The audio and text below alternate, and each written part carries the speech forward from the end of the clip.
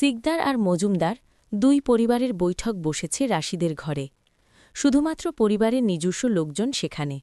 বৈঠকের বিষয় ধূসরের মারপিট। আমজাদ সিকদারের মুখ গুড় গম্ভীর, রাগে ফুঁসছেন, রাশিদের দিক তাকাতেও লজ্জা করছে। ভাইয়ের ছেলে বেড়াতে এসে এমন এক কাণ্ড ঘটাল, মুখ লুকানোর জো নেই। গ্রামের চারদিকে খবর ছড়িয়েছে। যে লোক বাড়িতে এসে বলেছেন তিনিই মূল হোতা এর। এখন কি হবে? মান-ইজ্জত কিচ্ছু বাকি আছে? আমজাদ সিকদার চোখ রাখলেন মেঝেতে, অসহ্য ভঙ্গিতে দুপাশে মাথা নাড়লেন। মিনা বেগম স্বামীর দিক চেয়ে ঢোক গিললেন কবার। অসহায় নেত্রে আবার তাকাচ্ছেন জায়েদের দিকে। সবার মুখ চুপসে এইটুকুন। আমজাদ সিকদার চারপাশে চোখ বোলালেন, রুবাইদাকে শুধালেন, আফতাব কোথায়? ঘরে নেই, মিনমিনে কণ্ঠে জানালেন তিনি। আমজাদ সিকদার চেহারা কোচকালেন। এরকম সময় কই হাওয়া খেতে গেছে সে? রাদিফকে সদর দরজায় পাহারায় রাখা হয়েছে। সবাই যে এই ঘরে ঝাঁক বেঁধে অপেক্ষায়, ধূসর চৌকাঠে পা রাখা মাত্রই সবার কান এড়িয়ে সে খবর পৌঁছে দিতে হবে। রাদিফ অক্ষরে অক্ষরে ভদ্র ছেলে, তেমন পয়েন্টে পয়েন্টে সে বড় চাচার হুকুম মেনেছে। এই তো আঙুল ধরে হাজির হল ধূসরসহ। তার পরনের নীল পাঞ্জাবি ঘামে ভেজা, কপাল চুলেও চিকচিক করছে ঘাম। অবিন্যস্ত চুল হাত দিয়ে ঠেলতে ঠেলতে পা রাখল কামরায়। পেছনে তার দুদিনের সঙ্গী তুহিনও এলো। ভেতরে এতজনকে একসাথে দেখে অপ্রতিভ হল ধূসর। সে আসা মাত্রই থমথমে পরিবেশ পাল্টায়, গাঢ় হয়। সকলে একযোগে তাকায়। পিউ কাচুমাচু ভঙ্গিতে দাঁড়িয়ে।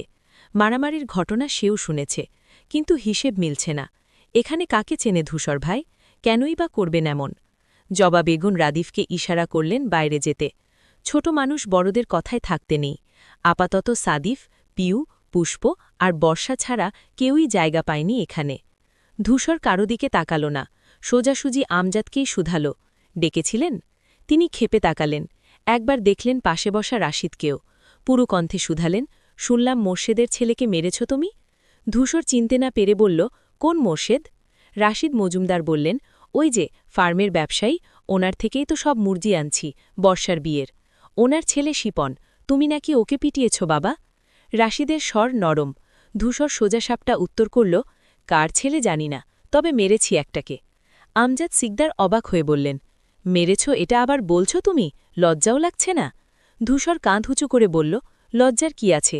ও অভদ্রতা করেছে, তাই মার খেয়েছে, দ্যাটস ইট। আনিস বললেন, কিন্তু তাই বলে বেড়াতে এসে এরকম করা কি ঠিক ধূসর? এটা কিন্তু আমাদের বাড়ি নয়। আমি জানি সেটা, ভালোমন্দ বিচার করার জ্ঞান আমার আছে যাচ্ছু, কিন্তু ছেলেটা এমন এক কাজ করল আমি নিজেকে নিয়ন্ত্রণ করতে পারিনি। কি এমন করেছে ও যে ডাল ভেঙে বেধরন পেটালে? বেধরম পিটিয়েছি কে বলল? তাহলে তো ও বাড়িই যেতে পারত না। ও তো যায়নি, সবাই ধরাধরি করে নিয়েছে, একই কথা। আমজাদ সিকদার ঠোঁট ফুলিয়ে জোরাল শ্বাস নিলেন। নিজেকে শান্ত করার বৃথা চেষ্টা করে বললেন, কি করেছে ও? আমরাও শুনি একটু। ধূসর আর চোখে একবার গুটিসুটি মেরে দাঁড়ানো পিউকে দেখে নেয়। ফের দৃষ্টি আনে আমজাদ সিকদারের ওপর। ভনিতা ছাড়াই জবাব দেয়, আমার কলিজায় হাত দিয়েছে ও। কথাটুকুনি কারোরই মাথায় ঢুকল না। মুত্তালিব আগ্রহ ভরে বললেন, কি করেছে? একটু খুলে বলো বাবা। ধূসর একটু চুপ থেকে বলল, আমার শার্টের কলার ধরেছে ও। সবাই আকাশ থেকে পড়ল। বিভ্রান্ত নজরে ধূসরকে লিখল। আমজাদ সিকদার হুতাশন করে বললেন, তাই জন্যে এভাবে মারবে? নাকমুখ ফাটিয়ে রক্ত বার করবে? ধূসর শক্ত কণ্ঠে জানাল, হ্যাঁ, এরকম কাজ ও যতবার করবে ততবার মারব। অবশ্য মনে হয় না আজকের পর আর সাহস করবে। প্রত্যেকে হতবাক হয়ে চেয়ে রইলেন। আমজাদ সিকদার মিনা বেগমকে বললেন, দেখেছ দেখেছ তোমাদের ছেলের অবস্থা? আরও লাই দাও সবাই মিলে, মাথায় তুলে লাফাও। এখন যদি ওই ছেলের পরিবার মামলা ঠুকে দেয় কি হবে তখন? মিনা বেগম আস্তে ধীরে বলতে গেলেন, আপনি শান্ত হন, এভাবে। ধূসর মাঝপথেই উত্তর করে, মামলা দিলে দেবে। ছোটখাটো যে কোনো ব্যাপারে জেল খাটতে হয় জেনেই রাজনীতিতে নেমেছিলাম। সিকদার ধূসর মাহাতাব এসবে ভয় পায় না। আমজাদ সিকদার বিহ্বল হলেন, কিছু বলার ভাষা নেই। পরমুহূর্তে উত্তেজিত হয়ে ডেকে উঠলেন, আফতাব, আফতাব।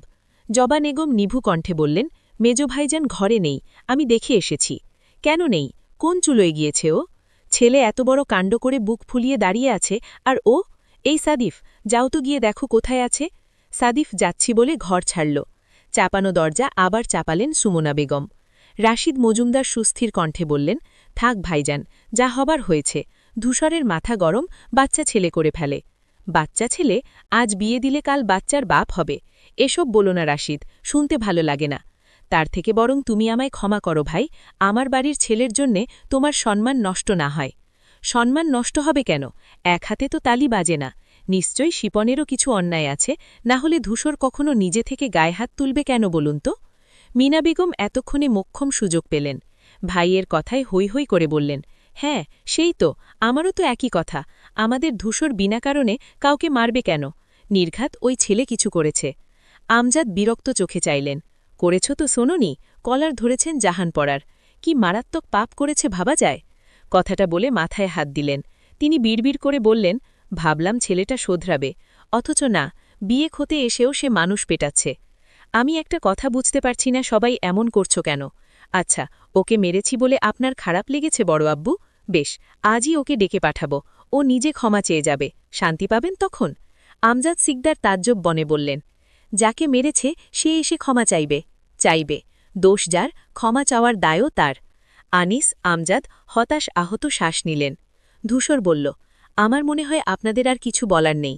আমি তাহলে যাই, বিশ্রাম নেব, ক্লান্ত লাগছে। এবারেও তবদা খেল সবাই। ধূসর বেরিয়ে গেল। আনিস হাঁ করে বললেন, যে মার খেল সে বিছানায় পড়ে আছে, আর যে মারল সে বিশ্রাম নিতে যাচ্ছে। তুহিন ছিল নীরব দর্শক, সেও ধূসরের পিছু চলতে গেলে। রাশিদ মোটা কণ্ঠে ডাকলেন, তুহিন। ছেলেটা দাঁড়িয়ে যায়, ভীত নজরে ফিরে তাকায়। জি কাকা? তুই কিছু জানিস এ ব্যাপারে? তুহিন আমতা আমতা করে বলল, জি, আমি তো ওখানে ছিলাম না, পরে এসেছি। রাশিদ মেনে নিলেন, বললেন যা। কিন্তু পিউ মানতে পারল না। তুহিনের হাবভাব সন্দেহজনক। ছেলেটা এই দুদিনে ধূসরের সাথে ছায়ার মতো ছিল, ও নিশ্চয়ই কিছু জানে। তুহিন বেরোতেই সভাভঙ্গ হল, বড়রা আলোচনায় মন দিলেন। মসজিদ বিচার আনলে কি করবেন সে নিয়ে। মুত্তালিব বুদ্ধি দিচ্ছেন, অবশ্যই ধূসরের সাপোর্ট নিয়ে। হাত পা তো ভাঙেনি, তাহলে ক্ষতিপূরণ কিসের? কিন্তু আমজাদ জানালেন তিনি ক্ষতিপূরণ দেবেন, সমস্যা নেই, তবু যেন বদনাম না হয়। পিউ সুযোগ মুছে ঘর থেকে বেরোল। তুহিন ধূসরের কক্ষে যাবার জন্যে ৩ তলার সিঁড়িতে উঠেছে কেবল। এর মধ্যেই ধরফরিয়ে ডাকল সে, এই যে ভাইয়া, শুনুন। তুহিন থমকায়, ঘুরে টাকায়। পিউ ছুটে এসে সামনে দাঁড়াল। তুহিন শুভ্র হেসে বলল, ভালো আছেন ভাই? আপু? পিউ ঘন ঘন বলল, জি জি, ভালো আছি। আপনি কেমন আছেন? ভালো তাই না? আচ্ছা একটা কথা বলুন তো, ধূসর ভাই মারাবাড়ি কেন করেছেন? তুহিন ভ্যাবাছাকা খেল। এত গড়গড় করে একশ্বাসে কথা বললে কেউ ধাতস্থ হতেই চুপ মেরে যায়। ভেবেচিন্তে বলে, ওই যে ওই ঘরে ভাই যা বললেন, কলার।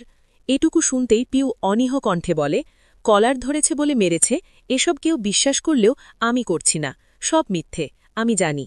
আপনার কাছে এসেছি সত্যিটা শুনতে, নিন, চটপট বলে ফেলুন দেখি।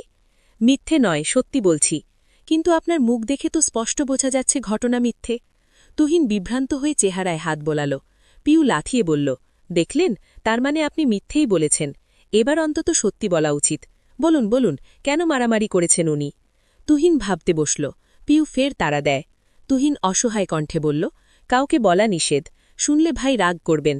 পিউ মাছি তাড়ানোর মতো হাত নেড়ে বলল, আরে ধুর, নিশ্চিন্ত থাকুন, ধূসর ভাইয়ের কেন, কারো কানেই যাবে না। আপনি আমায় বিশ্বাস করুন, আমি তো আপনার ছোট বোনের মতো, তাই না ভাইয়া? ইমোশনাল কথাবার্তায় তুহিন গলে গেল। ঠোঁট ভিজিয়ে আশপাশ দেখল সতর্ক চোখে। গলা নামিয়ে বলল, আসলে হয়েছে কি, দুপুরে যখন আপনারা সবাই নাচছিলেন, শিপনি আপনার পেটে চিমটি কেটেছিল। ধূসর ভাই নিজে দেখেছেন, আর তাই ওকে আমাকে দিয়ে ডেকে নিয়ে মেরেছেন। লোকজন না চলে এলে খবর ছিল ওর। নাকে কটা সেলাই লাগে কে জানে। আমি যে বলে দিলাম, কাউকে বলবেন না যেন। পিউ স্তব্ধ, বাকরুগ্ধ। তুহিন আর কিছু বলবে এর মধ্যে ওপর থেকে নেমে এলো তৃপ্তি। সিঁড়িতে দাঁড়িয়ে ছোট কণ্ঠে জানাল, আপনাকে ধূসর ভাইয়া ডাকছেন। ছেলেটা আর দাঁড়াল না, দ্রুত পায়ে উঠে গেল ৩ তলায়। পাথর হয়ে দাঁড়িয়ে রইল পিউ। চোখের পাতা অবধি নড়ছে না দেখে তৃপ্তি ভ্রু কোচকাল। নেমে এসে পাশে দাঁড়াল, কি হয়েছে আপু? পিউ উত্তর করে না, সে বিস্ময়াকুল চোখে তাকিয়ে। তৃপ্তি হাত দিয়ে মৃদু ধাক্কা দিল, এই পিউপু, কি হলো তোমার? পিউ নড়ে ওঠে, সম্বিত ফেরে, হাঁ হুতাশ করে বলে, আমার মনে হয় অ্যাটাক ফ্যাটাক হয়ে যাচ্ছে। আফতাব সিকদার ওয়াশরুম থেকে বেরোলেন। সচেতন চোখে পুরো ঘরটা দেখলেন। এতক্ষণে বিচারকার্য শেষ নিশ্চয়ই, বেঁচে গেলেন তাহলে। তিনি আস্তে আস্তে পা টিপে টিপে শুয়ে পড়লেন বিছানায়। কম্বল মুড়ি দিতেই রুবাইদা বেগমের কণ্ঠ ভেসে এলো, তুমি কোথায় ছিলে এতক্ষণ? আফতাব সিকদার চোখ বড় বড় করলেন, পরপর হাই তুলতে তুলতে কম্বল নামিয়ে বললেন, ঘুমোচ্ছিলাম। রুবাইদা বেগম এগিয়ে এলেন। ঘুমোচ্ছিলে? কই, আমরা তো ঘরে এসে দেখে গেলাম ঘর তো ফাঁকা ছিল। আমি তো মাত্রই এলাম। ও, খুঁজছ কেন? কিছু হয়েছে? রুবাইদা বেগম পাশে বসলেন। মন খারাপ করে বললেন, কি আবার হবে? তোমার ছেলে মারামারি করছে শোনোনি? কত করে বললাম চলো একটা বিয়ে দেই, বউ আনলে সব ঠিক হয়ে যাবে, শুনছ না? আফতাব সিকদার ভাবনায় পড়ে গেলেন। আসলেই কি বউ আনলে ছেলে পাল্টাবে? যদি পাল্টায় তবে মন্দ হয় না। মাথা দুলিয়ে বললেন, বাড়ি ফিরে নেই। রাত নেমেছে, অথচ নিকষ গাঢ় অন্ধকার মজুমদার বাড়ির জমকালো আলোর সামনে মাথা তুলতে পারছে না। ৩ বিঘা জমির ওপর গড়ে তোলা বাড়ি, সমস্ত দেয়াল জুড়ে লাগানো চোখ ধাঁধানো লাইটিং, লাল সবুজ বাতি জ্বলছে নিভছে। এক মুহূর্ত সাউন্ড সিস্টেমটার রেহাই নেই। এক একজন ফোন কানেক্ট করে করে চালাচ্ছে পছন্দের গান। সবাই ব্যস্ত কাজে।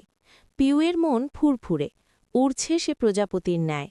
ধূসর তাকে ছোঁয়ার অপরাধে কাউকে মেরেছে, কথাটা যতবার ভাবছে আবেগে গলে গলে পড়ছে।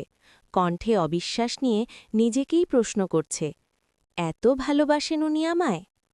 কিন্তু তার এই উচ্ছ্বাস, এই উন্মাদনা বেশিক্ষণ স্থায়ী হল না। আগন্তুকের ন্যায় ৭টার দিকে বাড়িতে পা রাখল মারিয়া। ডানে বামে নয়, সোজা সে বর্ষার ঘরে গিয়েছে। পিউ, শান্তা, মৈত্রী, সুপ্তি, রাদিফ, রিক্ত, রোহান ছাড়াও বিয়েবাড়ির সব বাচ্চাগাচ্চা তখন এই ঘরেই। মারিয়া এসেই পেছন থেকে চোখ চেপে ধরল বর্ষার। বর্ষা ভরকে গেল, কৌতূহলে কে কে করল। পিউ রিমুভার দিয়ে বিশাল মনোযোগে নেলপলিশ তুলছিল পায়ের। রাদিফ বিস্ময় নিয়ে যখন আউগাল, মারিয়া আপু! পিউ তড়িৎ বেগে মুখ তুলল। ৪৮০ ভোল্টেজের ঝটকা খেল ওকে দেখে। মারিয়া হাত ঢিলে করতেই বর্ষা ত্রস্ত ঘুরে তাকায়। সে ঠোঁট উল্টে বলল, যা, আগেই নাম বলে দিয়েছে রাদিফ। বর্ষার ওসবে কান নেই। সে প্রবল বেগে জাপটে ধরল ওকে। খুশিতে জ্ঞান হারানোর উপক্রম হয়। কণ্ঠে অবিশ্বাস নিয়ে বলল, তুই সত্যি এসেছিস? আমি তো ভাবলাম আসবিই না। মারিয়া হেসে বলল, ধুর বোকা, তোর বিয়ে আর আমি আসব না? বর্ষার চোখ ছলছল করে ওঠে। কতদিন পর দেখা, কেমন আছিস? শুকিয়ে গেছিস, অনেক খাটিস তাই না? ওসব ছাড়, তোকে কি সুন্দর লাগছে রে বর্ষা, একদম টুকটুকে বউ। বর্ষা ঠোঁট ভরে হাসল। মায়ের সাথে দেখা হয়েছে?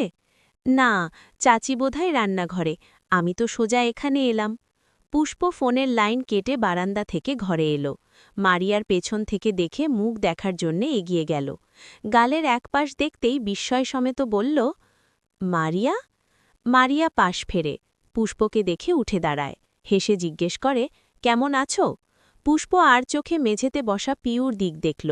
সে তখনও বিমূঢ় হয়ে তাকিয়ে, বিভ্রমে ভুগছে। এই মেয়ে এখানে কি করে? পুষ্প কোনো মতে জবাব দিল, ভালো আছি, আপনি কেমন আছেন? আপনি করে বলছো কেন? আমি তো বর্ষার বন্ধু, তুমি করে বলো।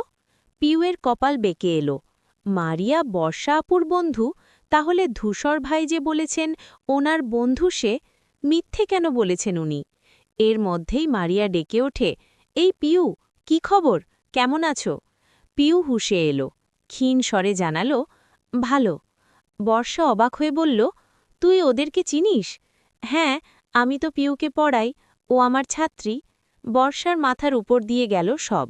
পুষ্প বলল, ঠিক আছে, তোমরা গল্প করো, আমি আসছি। সে তাড়াহুড়ো পায়ে বের হয়। পিউ মন্থর হয়ে বসে থাকে।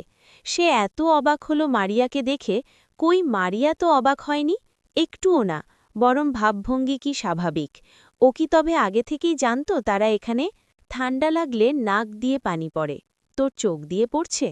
মায়ের তীক্ষ্ণ চোখে পিউ থতমত খেয়ে বলল, আমার সব কিছু একটু ইউনিক, ঠান্ডা লাগলে চোখ দিয়েও পানি পড়ে, একটু পর কান দিয়েও পড়বে। ওসব তুমি বুঝবে না, এগুলো আধুনিক যুগে হয়, তুমি সেকেলে। সরো দেখি, ভেতরে যাই।